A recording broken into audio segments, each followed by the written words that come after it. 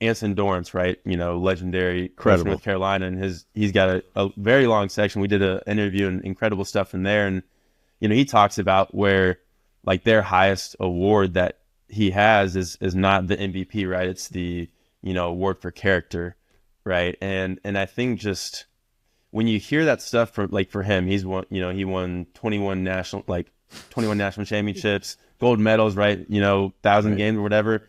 Like as we talked before, with like weighing character versus results, like it doesn't have to be an either or, right? We don't have to compromise the way we're impacting and developing young people to win. I think it feeds into that if you do it right.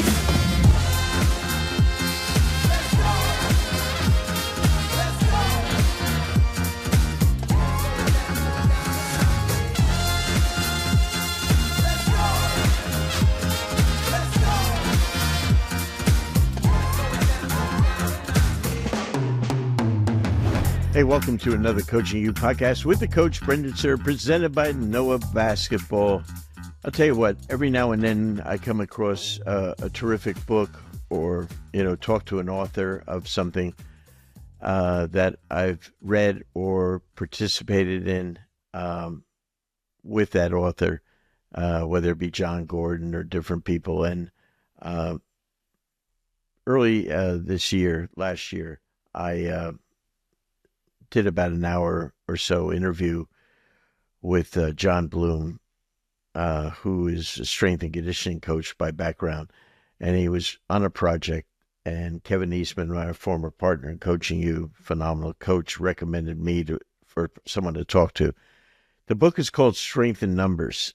And, I didn't know what the heck I would be able to contribute to a strength and conditioning book.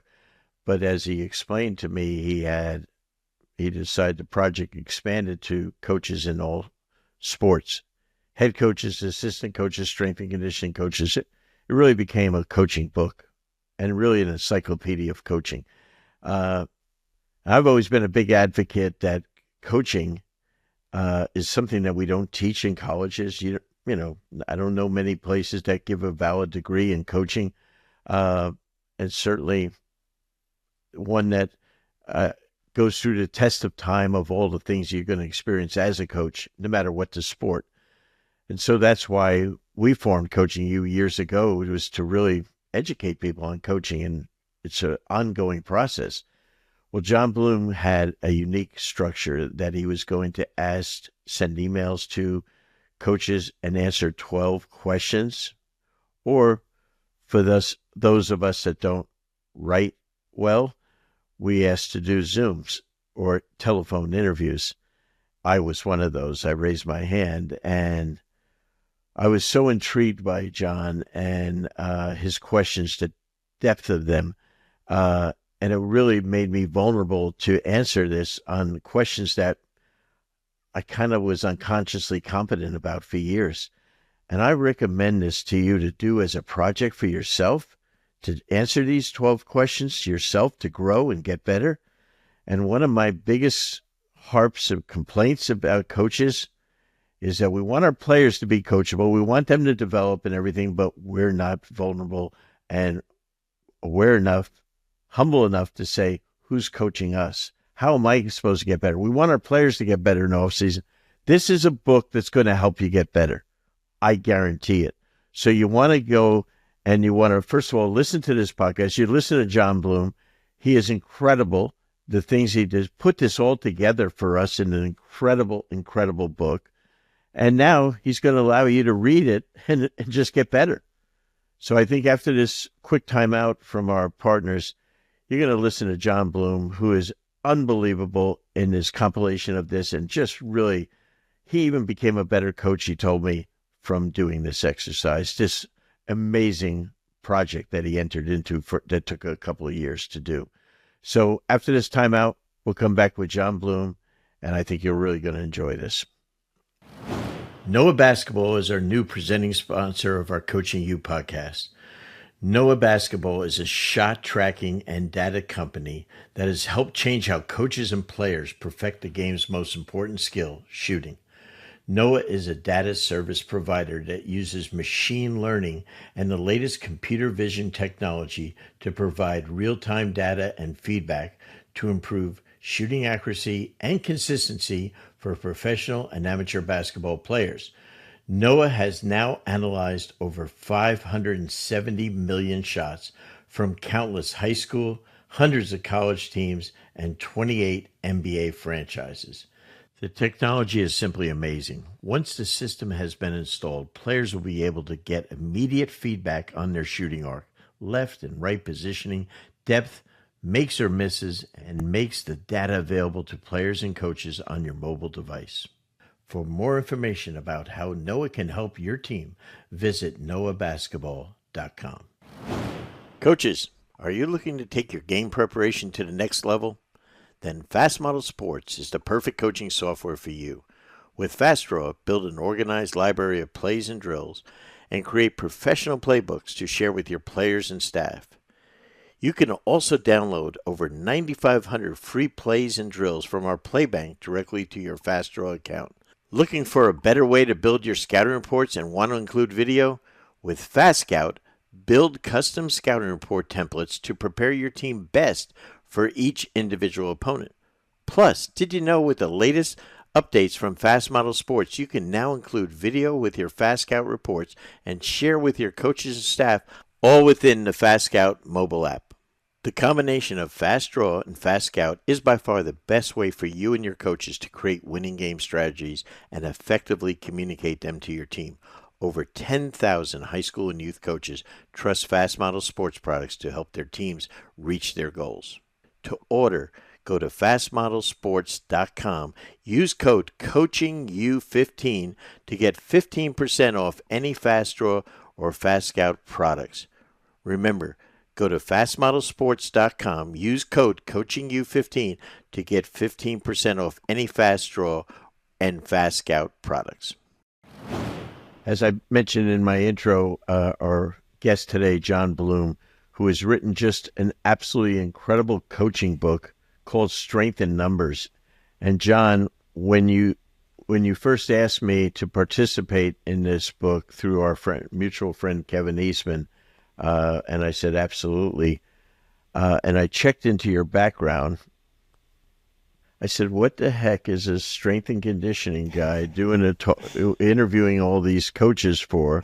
But then when we actually did our one-to-one Zoom call to kind of, answer the 12 questions that we'll get to, I totally get it. So tell me this, how did you even come up with the idea and then for this project? Yeah, and thank you for doing this, and as you talk about that, doing the conversations again, I also thank you for after we talked, the encouragement you had with it, and just throughout the way that really helped through the process. But the idea really came from Tim Ferriss, right? He's big podcast, big person in business, and his book Tribe of Mentors. So he talks about his introduction of that book where he had these set of questions he was trying to personally figure out on his own.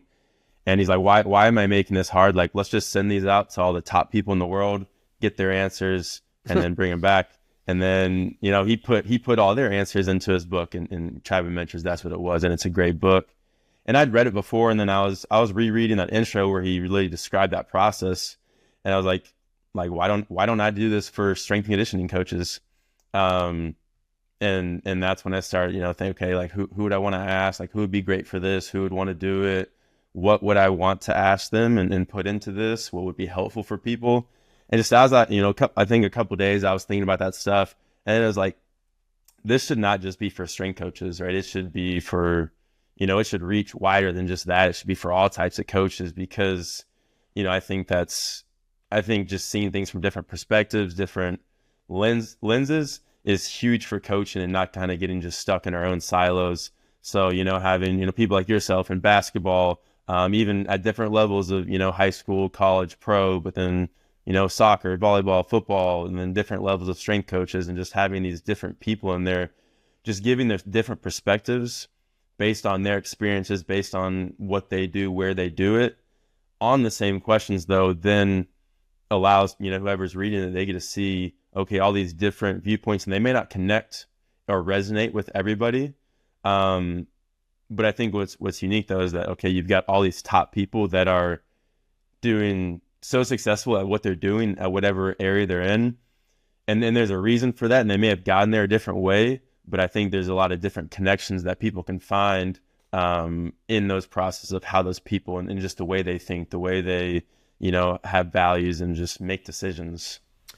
John, I think we've done about 300 podcasts that are Coaching You podcasts. I've probably done 150, 200 other podcasts for other friends and guests, people. And no, ours was not a podcast, which you should have, by the way. No, I'm serious. I'm thinking about it. My expectation level going in there was, you had told me that you have questions and you're going to ask me questions. It's the damn best anyone has ever interviewed me by far, not even close. And I've done some phenomenal people have interviewed us on our podcast and also had people on. And then when I read, my answers to you in your book, I'm going to say this humbly, but I'm very proud of it. It's the best I've ever sounded. I actually feel like I know what I'm doing. And I said, I'm pretty good. I'm decent. But so the 12 questions, I know you got the concept from Tim Ferriss, who I love also. But specifically, let's go over each question because that's the secret sauce. And I always encourage coaches to self-scout their teams if they're coaching a team sport. Self-evaluation, which most of us are horrific at. Very few of us say, we're not doing things correctly. So we're always blaming it on players, assistant coaches, etc. But this was so in depth. It made you come out of, made you become very self-aware, and also you couldn't bullshit you, frankly, and it was really honest stuff had to come out. Yeah. So let's go through the 12 questions if you don't mind sharing. Yeah, for sure. Yeah, I can read them here just so I Please. get them in the right order. Number 1 was, who do you go to when you need advice and why them? Number 2 is, what early job was pivotal in your career and why? 3, what are your first steps when you start a new job? What do you need to figure out? What do you need to get done? Who do you need to get to know? 4th question was, what advice do you have for a college student looking to break into coaching? Who are the best mentors in the world to work for early in your career? 5 was, if you only had 2 30-minute sessions a week to train your team, how would you prepare them? 6 was, what goes into your decision to leave or stay at a job? 7, what do you do to overcome times of struggle, burnout, or overwhelm? Who do you turn to? 8, what do you think about immediately after one of your athletes is injured? What is your mindset in the following week? 9, how do you approach difficult conversations with athletes, coworkers, or your boss? 10, do you have a failure that was critical to your long-term development or success?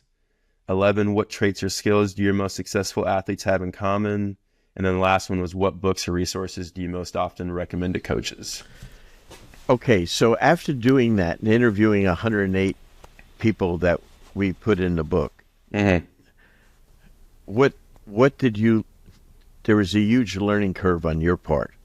What did you learn that you didn't expect? And there's so much, but don't be afraid to, because I learned a bunch reading from the coaches in the book, other coaches that I have huge respect for. Some I know, some I didn't. And I said, boy, I love the way they approached that.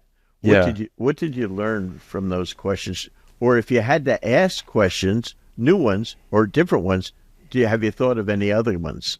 Well, okay, so one thing I'll say first. So like you, we did a Zoom for our interview. Yep. And most coaches, it was through email. So I'd email them, they emailed back. But there was about 20 different coaches, right, that we did either like a phone or Zoom interview and then transcribed it.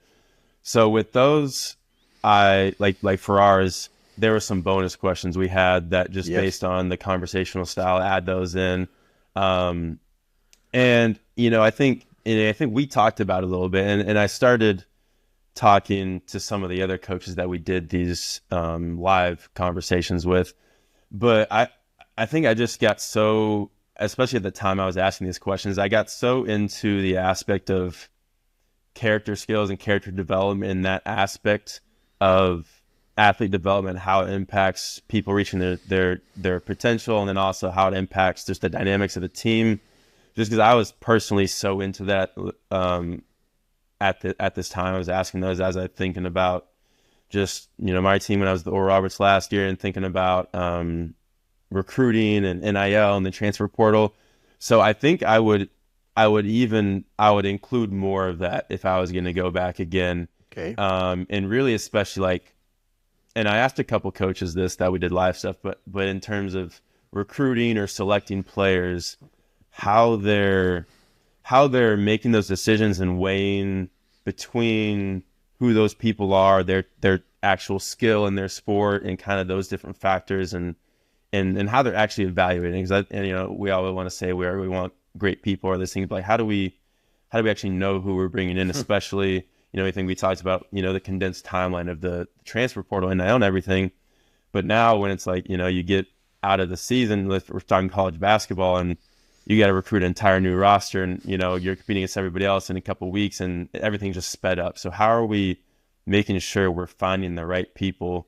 So I think that's an area I would go into more of asking, because I think it was really interesting just hearing people talk about it, and it'd be interesting to hear even more people and the different perspectives of the head coach versus the assistants versus the strength coaches, and what they're looking for, what they think. I agree. I think it was interesting to me, the guys that were strength and conditioning guys, which are at the pro and college level, are some of the most important people in a program, in my opinion, because they really are the ones. Coaches might not understand it in the beginning. They really establish your culture, right, by working hard. Yeah. And we see it in football, who I think are the best coaches out there at the college level, and really in the pro level, that they understand the importance of its strength and conditioning. Sometimes he's one of the highest paid guy in their staff, because that person's going to be with those people. He's going to touch them every day, etc. I think that's huge. But I also thought the head coaches, especially some of the really successful ones, they had a different point of view from the assistant coaches that you interviewed, And I think that is also very unique. And I think the different seats that we sit in are really important.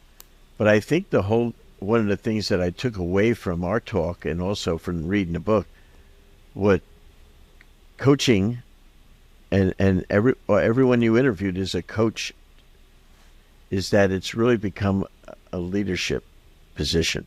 Yeah. And I think we sometimes hire people because they're good recruiters, they're good X and O people, they're good at player development. We think a strength and conditioning guy is a good motivator, or he knows great techniques. But whoever that person is, besides those great qualifications, I think they have to be a leader first. Yeah. And as my friend Michael Lombardi, the GM now of North Carolina football, Belichick, says, it's got to be a person that can stand in front of the room of players and command their respect and attention. Yeah. And I think that is the position of coaching nowadays. When you go through this, what were some of the things that you pulled out of there that you said that made you just love coaching even more, or what you're doing? Because you coach individuals now and teams, in your private business. Yeah, I think like you're saying, and you said it in your responses. You said, you say you're coaching people, and if you don't understand that, you're never going to make it. And I think, like you're saying, coaching, I think the foundation of coaching transcends what sport or domain. That's why I didn't want the book to be about specific X's and O's and domain specific knowledge as much, right? I want it to be what goes into being a coach and living a coaching career, and impacting people, right? Because I think the way we impact people, the relationships and the qualifications that go into actually teaching and developing, right? I think that can be transferred across, many different sports, many different types of coaching. I think if you're really good at that, the essence of being a coach, it's just going to go across. Like you could go learn like the specifics of another sport or whatever it is, and make a great impact. Like you mentioned with, your kids, where they play these different sports, and you help them not because you knew those sports, but because like you knew how to coach, you know, to impact and teach and develop and be a leader. And I think just the different messages surrounding that and surrounding impact, and like Anson Dorrance, right? Legendary coach from North Carolina, and he's got a very long section. We did an interview and incredible stuff in there, and he talks about where like their highest award that he has is not the MVP, right? It's the award for character, right? And I think just when you hear that stuff from, like, for him, he won 21 national championships, gold medals, right? 1,000 games or whatever. Like, as we talked before, with like weighing character versus results, like it doesn't have to be an either or, right? We don't have to compromise the way we're impacting and developing young people to win. I think it feeds into that if you do it right. So I think, like hearing it, people from like Coach Dorrance and many others from you, like the different messages feeding into that, I think just pushes me to want to, with the especially now, moving out of college, working more in my private business. I work with a lot of middle school, high school kids now, right? Key stages developmentally, physically, but even more important as people, right?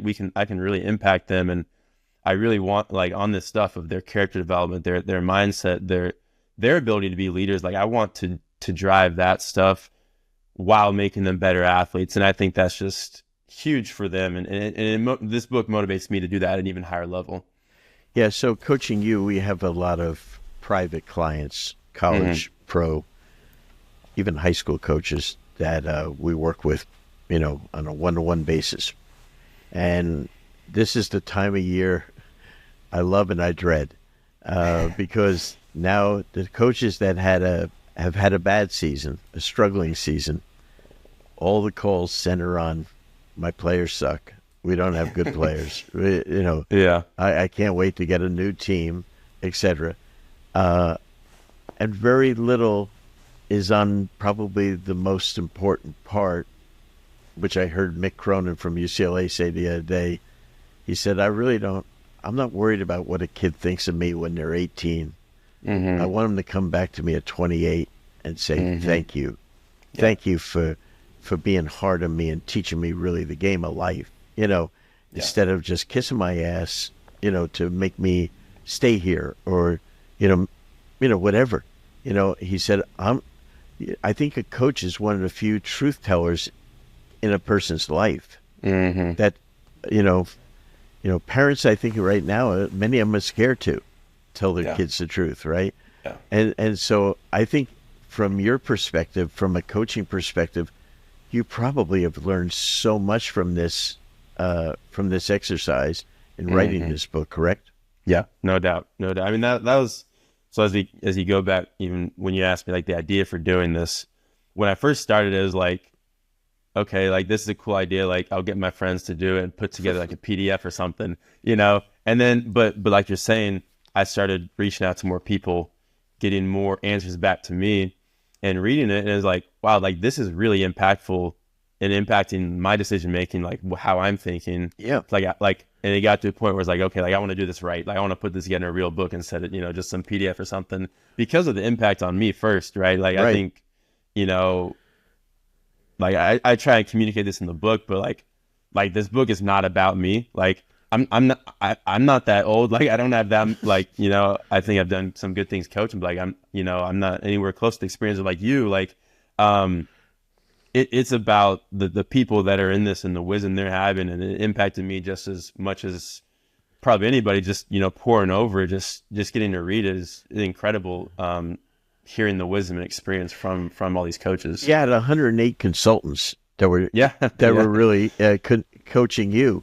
And no pun intended, of course, but, and I think that is so cool. One of the, I reflected after reading so many of the people, and you put a lot in there, that one of the biggest parts in coaching is teaching your players or athletes how to handle success and how to handle failure. And you know what? There's, I've got advanced degrees. No one ever taught me that. Yeah. No one ever said, hey, this is what you have to do when your team loses 8 games in a row. Or this is what you have to do if your best player gets hurt. Or when your best player has a horrific game. There's nothing in the book, but of life that will teach you that. So you have to go through that and experience it. But what you did is you got people to share with you what they did, and to me that was invaluable because like Phil Beckner, he had a great section on that. Phil's one of my dearest friends, and so I thought his section. I read it. In fact, I read it again yesterday. Because we're doing something together in the future, and I said he's so freaking good. He's so good at what he does, and he really approaches it as an educator. I think and it's always about the athlete. It's always about the player and how much they care about him. But Phil is terrific. But there's so many people in here that I didn't know, but I just pulled out of them. It didn't matter the sport. Didn't matter their strength. I just loved it. And I'm saying I want 500 more coaches that you can do. I don't want you and your wife to have to go through this process again. But that you get hungry for learning more. If you had to come up with some things and this incredible, look at the size of this beautiful book. It is incredible. 538 pages of this wisdom, but it is in my opinion, it's a college course on coaching for any sport. It has nothing to do with the sport. It has to do with coaching. But the things, it's an encyclopedia of coaching, as you said. And for those young coaches that don't know what the hell an encyclopedia is, it gives you everything you need to know. Okay, in one book. What do you think? What are the biggest takeaways that you can reflect on, not by a coach, by an individual, but what are the things that you said, hopefully these things will improve coaching?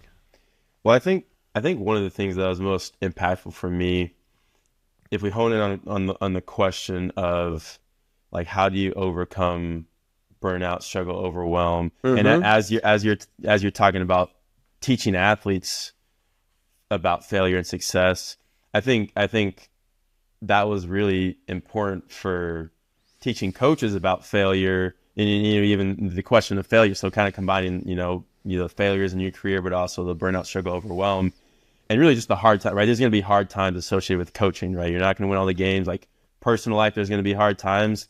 And I think what was really cool, as you talk about back when we first started this conversation of how these questions really made you go deep and like not surface level. So many of the coaches were willing to share some of the hardest moments of their lives or their career and be vulnerable with that, and be authentic with that. And I think that was really impactful for me. And I think, as I was, I would put out different on Instagram, like different like quotes from coaches kind of leading into releasing the book, kind of teasing.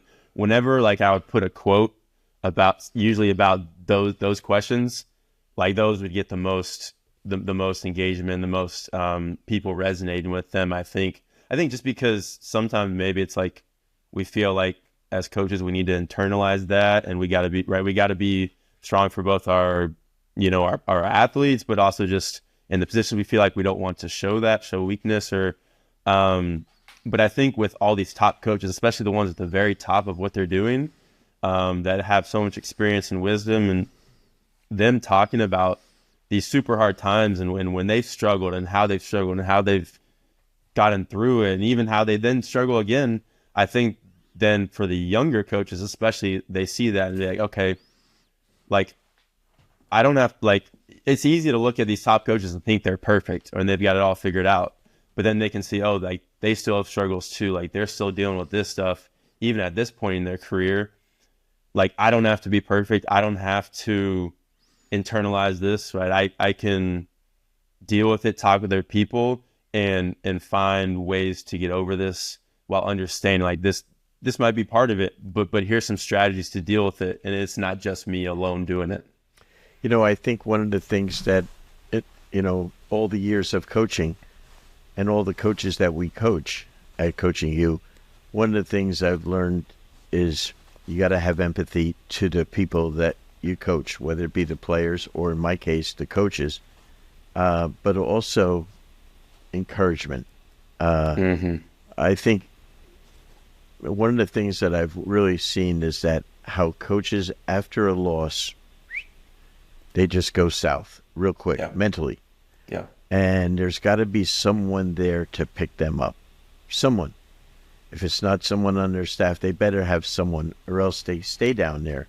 And we try to teach you that win or lose, but especially after a loss, at midnight, it's a total reset, for the next day. You can't go in being pissed off about your loss last night. Yeah. There are coaches that it lasts all the way to the next game, and then unfortunately, then you'll lose another game and then another game, and that's what happens, as opposed to being able to. And it's hard to do, when whether you lose a game at the buzzer or you lose by 30 nowadays. Mm-hmm. I mean, there's NBA teams.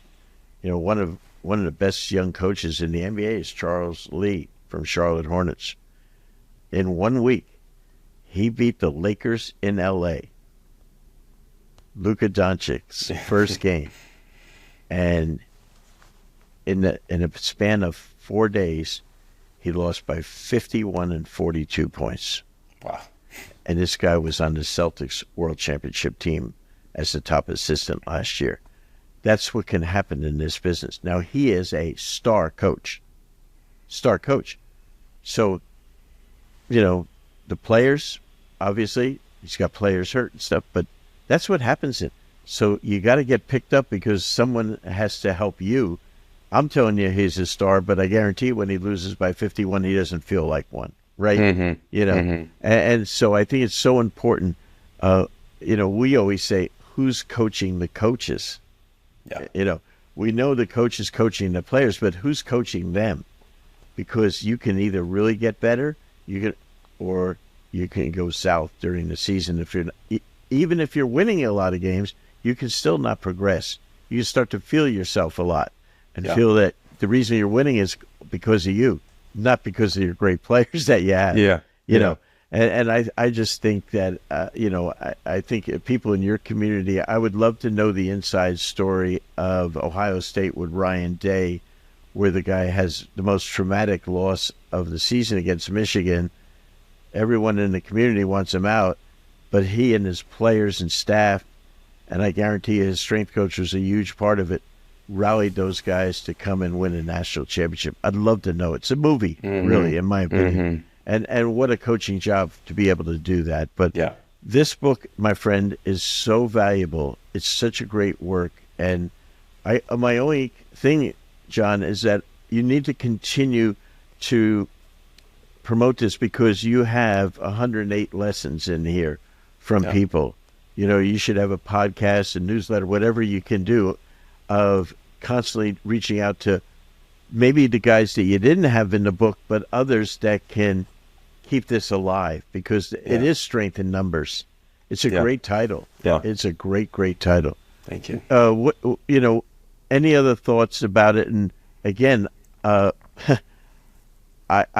only recommend books to people that I feel can really help coaches, because I think, we're not great readers. I hate to say it, we're not. But this is one that I really recommend unequivocally, that it's really a must for every coach's or coaching staff's library. It has to be. So how can we get a hold of this book? Yeah. Well, again, I really appreciate you saying that. And it's on Amazon, so Strength in Numbers on Amazon. But and the last thing I'd say, when you're talking about, right, who's coaching the coaches, I think that's something I've thought about in the last year a lot, where, I read as like, if we as coaches believe in the power of coaching, like, if we actually believe in that, like, why are we not getting coached ourselves? Exactly. And so, like, when I left college athletics after this past season and we just started my own business, like, because of that, like, I hired a coach to help myself with that transition. And that was extremely impactful for me. And I think coaching is so much of a apprenticeship, mentorship based model, and profession wise, where like you're not going to learn what you need to know coaching like in a classroom or, you know, a degree, right? For me, and I think so many others, just like learning from being in the room with great coaches, observing them, doing it, getting feedback, right? And I think like that was the goal of this, right? To be another form of mentorship, right? A book of mentorship with all these different people that you can pull from and help you in your journey of being, you know, being mentored as a coach. And I think it's easy, like once we get past whether it's like a GA or internship, you know, whatever lower level positions, like we get on to doing our own, and then we don't get coached anymore. Like it's like we get past that phase and we're just on our own figuring it out. You know, we talk to friends and stuff, but we don't have direct. We forget what it feels like to actually be coached. And I think, and I'm encouraging people to work with other people to get coached, but also find mentorship. And then, you know, I think this book can provide a lot of valuable lessons on that also, of coaching yourself, helping you reflect, and just providing extra mentorship. But yeah, so the book Strength in Numbers on Amazon, and yeah, it's an honor to hear how supportive of it you are, and just so thankful that you're a part of it. Oh, truly, I always will do Kevin Eastman a favor, but I owe him a bottle of wine now because it benefited me more than you, because it was really a great, you know, it made me go deep and become vulnerable and think about things. A lot of us, you know, we just think we've always been where we arrived at, you know. Yeah. There was a path to get there. Yeah. One last thing I want to take from the book that really blew me away, because the book was so freaking thorough, was the ending of the book. The last 30 pages or so had about themes. Yeah. I thought that was freaking great. Explain that and why you did it. Okay.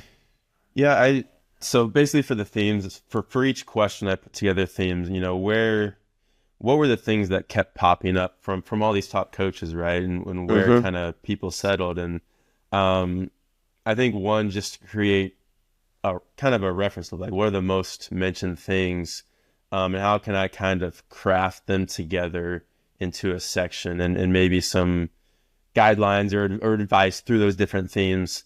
You know, another reason I wanted it really was like, okay, if somebody's picking up this book and they're not like you, they're not willing to read 538 pages front to back, and they want to jump to something, or maybe like they look at it and they're like, I know a couple of these coaches, but I don't know a lot of other ones. I don't know where to start. So I even talked to some people, it's like, hey, like go straight to the themes. Like what question what question are you struggling with maybe, or trying to solve? Go to there, read through the themes. Like I've got different quotes and references from people answering those. So it's like, okay, now I resonate with this person talking about how to decide if I leave or, you know, stay a job. I'm going to go back to their section and read more, and kind of be able to discover and go deeper based off that, but also just kind of a condensed guide on, okay, maybe right now I am deciding on different aspects of whatever career, and I need to go to that question and really dig through that and just condense it into one section there.